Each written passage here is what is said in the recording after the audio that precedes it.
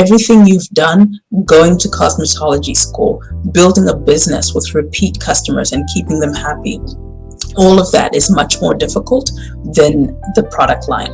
Okay, so just keep that in mind when you start to get the little doubts of feeling like you can't do it. Who am I to do this and all of that? That's not true. You're the perfect person to do it. So welcome to the Salon Chat, as we feature Eden Croft, who is the owner of Prospering Beauty, and she helps hairstylists from vision to launch to putting your product out into the marketplace. Hi there, my name is Eden Croft, and my business name is Prospering Beauty, and I help aspiring beautypreneurs create or source their first line of natural products for skin or hair and to sell them profitably. I am so delighted that Sharon has invited me here today to share with you 5 tips to help hairstylists get started with creating their own hair care line.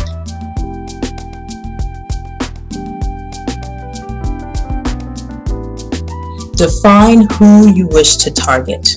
Okay, so as hairstylists, you of all people know that there is no singular product that works for every type of hair and every type of hairstyle. Okay, so we all know that there are certain hair textures that gravitate towards certain kinds of products or certain styles that do better with this kind of product. So you really need to figure out who you want to serve. Who do you want to serve? Eventually you can serve everyone in the market, but you can't start off that way. You have to start with sort of a singular type of person in mind. Sometimes people come to that based on their own needs, based on who's in their chair and who they're serving all the time. Sometimes it comes from a health problem. Sometimes it comes as a passion project in certain things. But you really need to figure out how to niche down, and there are many free courses available online on how to niche down, but just figure out who it is that you wish to serve.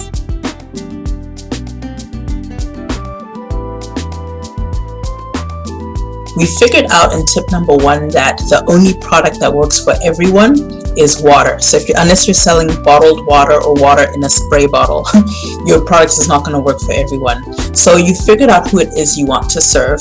As a stylist, you know that there is a signature regimen that you repeat with people who have certain kinds of hair needs. So whether it be that you find as a stylist, you've become known for a signature style. Maybe you've become known for sleek, bobbed silk presses, or maybe you've become known for curly wash and goes for natural hair. Maybe it's twist outs you do, or maybe you're a loctician. If you find that for certain styles, you'll find that you're repeating the same processes over and over again. It's a certain kind of shampooing that you're doing. It's a certain kind of conditioning that you're doing. It's a certain layering of styling products that you're doing. So figure out what that signature regimen is, because that is what you're going to be selling. That is going to be your free marketing where people don't get sick of you ad nauseum, because you're going to sell people the regimen, and that part is free, and they're going to upgrade themselves via the sale, via the transaction to your products, so that they can then implement that signature regimen that they have received from an expert at home.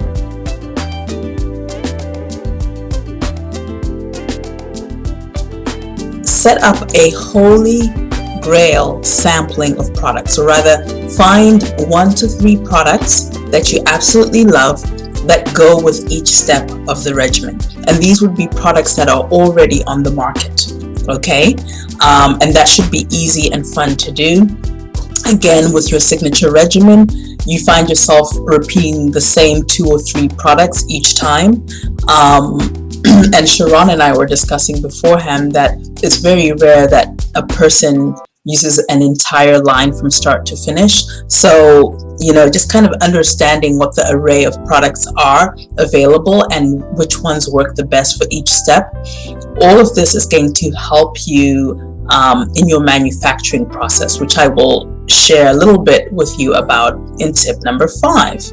I hope you're enjoying this feature, and make sure that you leave us a comment in the section down below and let us know if you are interested and have you ever thought about starting your own line of products.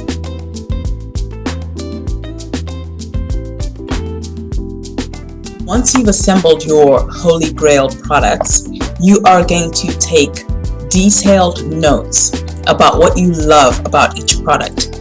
You love the slip, you love the shine, you love that it doesn't feel greasy or tacky, you love that you can layer it with other products without creating some kind of weird buildup of flakes. Maybe you like that it lasts really well, lasts really long, or that it's lightweight, whatever it is that you love about those products, and be as specific as you can, because this is what you're going to use either for formulating the product yourself or for taking it to a lab.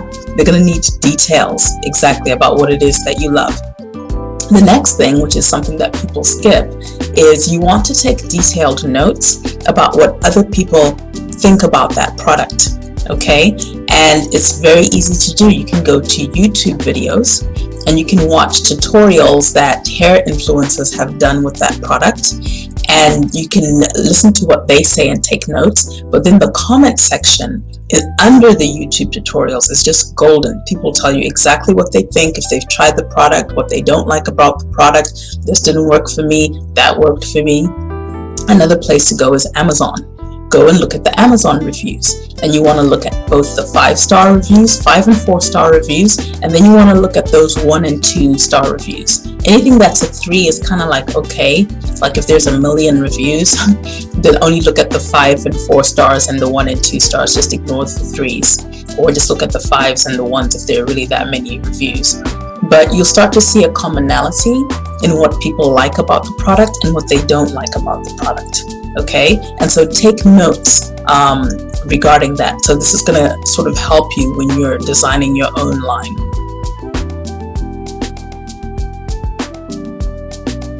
You're going to start looking at the ingredient lists of all these different products. They should be on the label because they're required to be there by law. Hopefully they have them on the websites where you purchase them too, because full disclosure, which I'm a big advocate of, is something that you should have on your website too, because I feel like people have the right to know what's coming to their house. And start to look at common ingredient threads and things that you like, whether they be chemical names, whether they be more natural ingredients like the oils and the botanical extracts and so forth. But start to see a commonality in there. Like if you see marshmallow root in every conditioner you love, maybe it's because marshmallow root gives incredible slip, right? So just kind of look out for those things. And all of this is going to help you when you go to your chemist.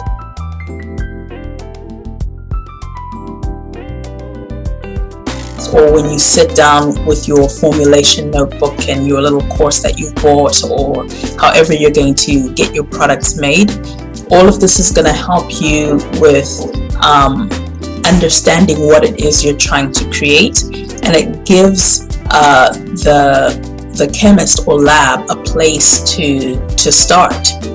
Instead of trying to extract some imaginary ideal from your head, they'll have something more tangible to work with.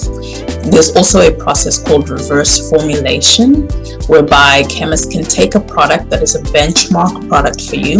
And by benchmark product, I mean a product that you love on the market, that you are wanting your manufacturing partner to emulate or to approximate, just come close to it being similar to that.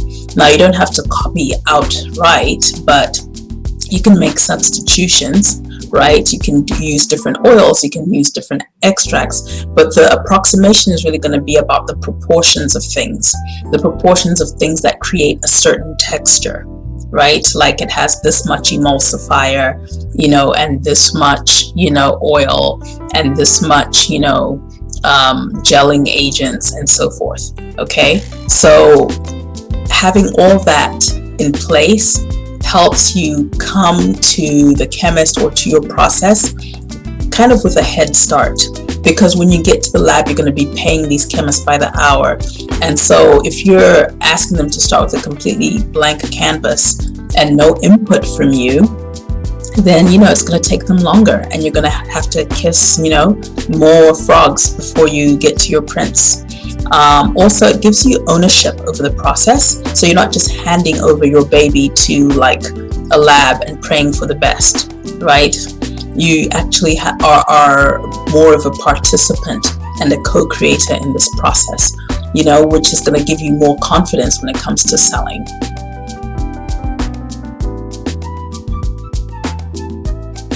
All right, now I just want to end with a bonus tip.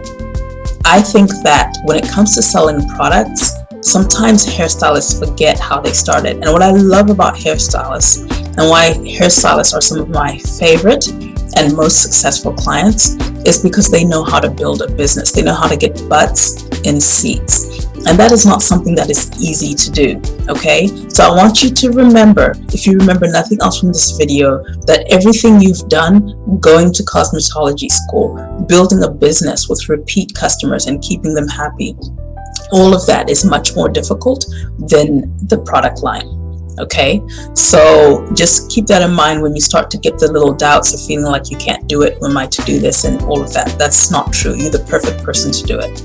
And that Rolodex of clients that you've built over time is a perfect place to start for getting testimonials for products. They are sitting in your chair. They're willing to try it. They want to try the product. They want to give you honest feedback. They will actually listen to your instructions. Right now, we're in a pandemic as we're filming this, right? Depending on when you're watching this, but some people are afraid to come in. So those people would love to receive product from you at home.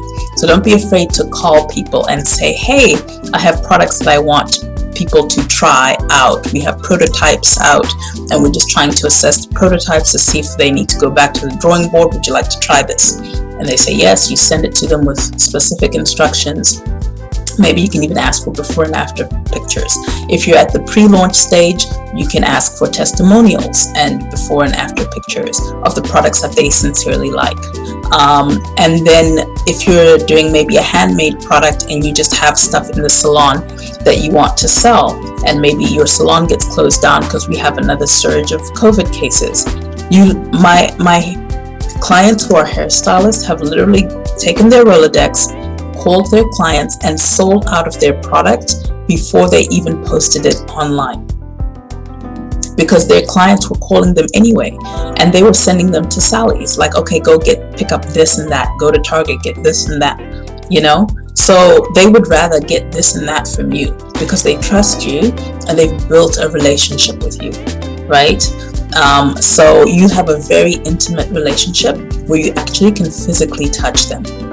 That is very unique relationship in business. Only estheticians and massage therapists, doctors and nurses have a relationship where they are encouraged to physically touch the client, and that usually takes about 5 levels of sales steps to get to that, and you get to cross that in an instant. So take advantage of that. Obviously not in a mercenary way, but with love, and just they're waiting for you to take leadership, with around their hair care regimen and not just around their hairstyling. All right, so I hope these tips help you, and come back and tell Sharon and tell me what you made. We will be rooting for you.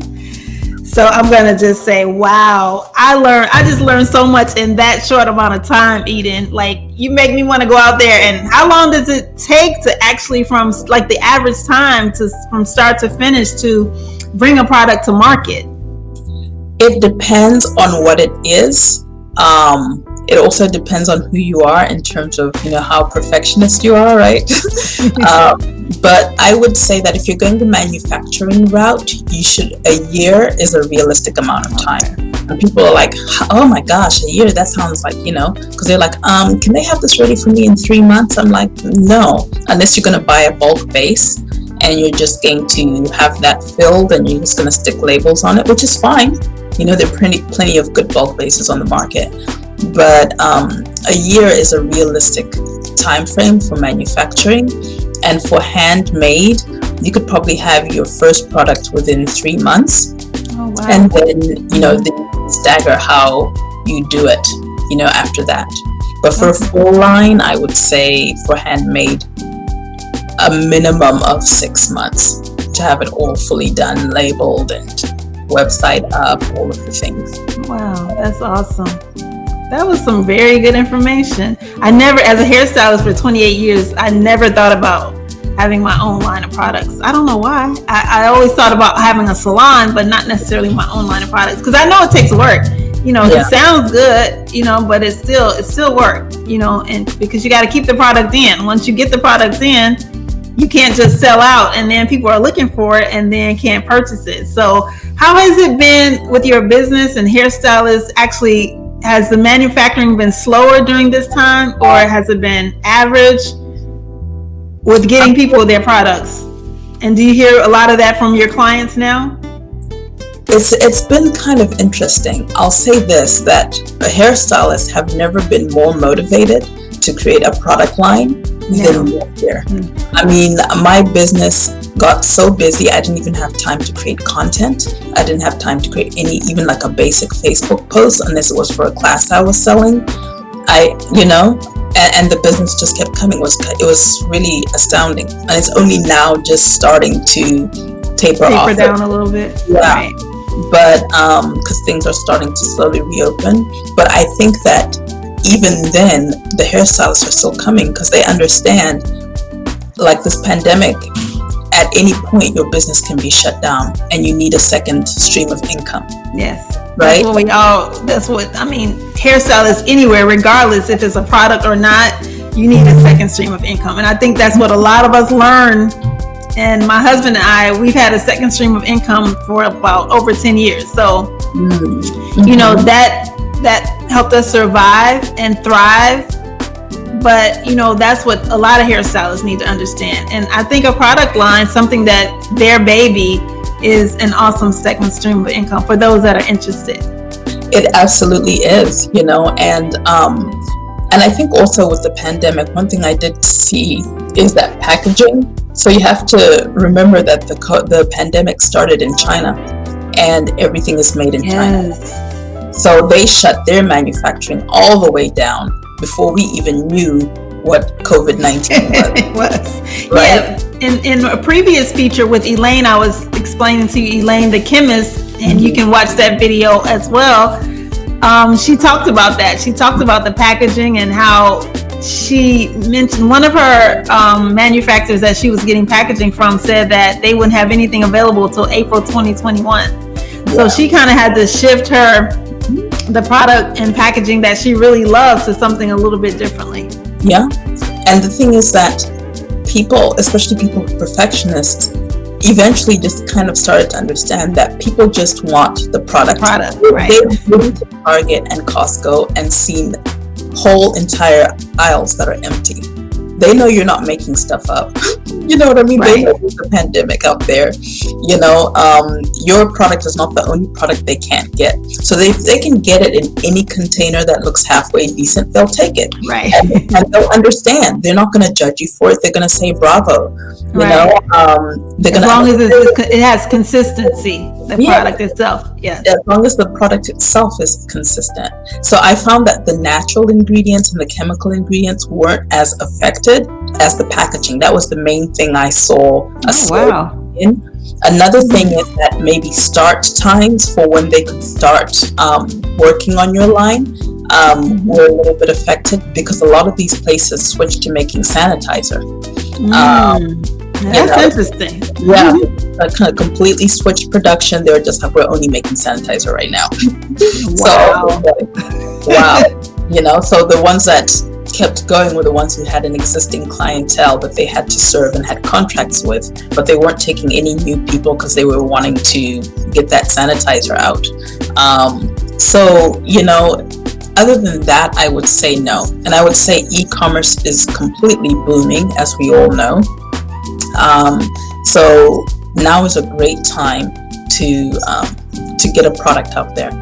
It really is. Awesome. And it's not too late and the market isn't saturated. That's another thing that people are going to ask. Right. It's never too late and the time is now, right? If you've been thinking about it for 10 years or you just thought about it last night, the time is now. Yes. Time is now. Yeah. It doesn't matter that someone else already has done this with that ingredient in it. It's just like, how many black baseball caps have we seen? There's like a million, but people keep making black baseball caps and selling, and we've never even heard of them. Right. So you still make your green tea conditioner. It's not too late. Well, thank you so much. I enjoyed this feature, and I'm so excited about you and your business and teaching hairstylists all over the world how to start and launch their product line.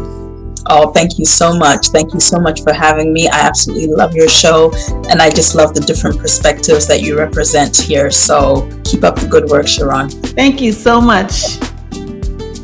Thank you so much for watching this feature. If you are a hairstylist, I am so excited for you. If you have the vision and if you have the desire to start your own line of products, whatever type of product that might be, if you are, then get in touch with Eden Croft, who can help you start your own line of products and put it right out into the marketplace.